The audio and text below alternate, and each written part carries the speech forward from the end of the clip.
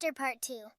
Soon after the plot to kill King Ahasuerus was uncovered, the king decided to promote a man called Haman to a very powerful position in his empire. Haman was very pleased. He was a descendant of King Agag of the Amalekites, a race that hated the Jews. Haman liked being important. Everywhere he went, he made sure people bowed to him, in the same way people bow to worship a god. But one man refused to bow down when Haman paraded by. It was Mordecai. Do you know why? Mordecai was a Jew who obeyed the 10 Commandments given to Moses. God had commanded his people not to bow down and worship anyone or anything but him. When proud Haman saw that Mordecai the Jew refused to bow to him, he was very angry. Haman wanted to kill Mordecai, but then he thought, why not kill all the Jews? Haman came up with a wicked plan. He went to the king and said, "Your Majesty, there are some really bad people who live in your kingdom." The king was eager to know more. "All those bad people in your kingdom should be destroyed," said Haman. "I can arrange this for you, and will put a lot of my own money towards it." The king agreed with Haman and gave him the money and servants to put his evil plan into action. A date was set for destruction of all the Jewish people living in Persia. A royal proclamation was made in all 127 provinces of Persia. On a certain day, all the Jewish men, women, and children were to be killed. When Mordecai heard about Haman's plans, he was very sad.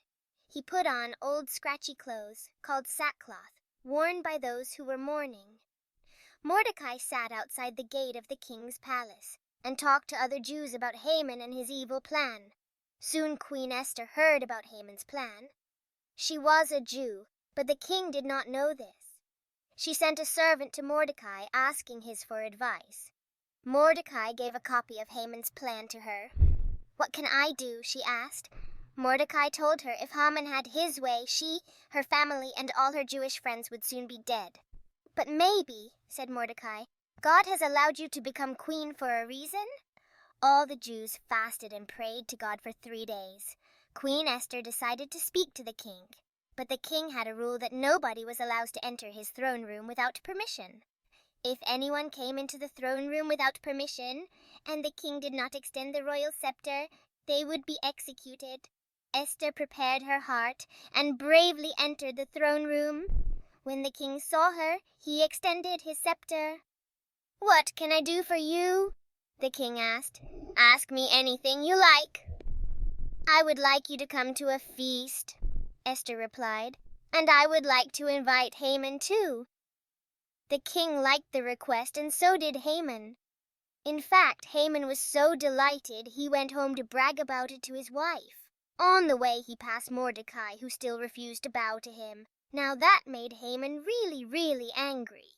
When Haman got home, he boasted to his wife, "The queen herself has invited me to a feast with the king. Just me and the king and queen." Haman's wife was pleased. "I think you should build a gallows.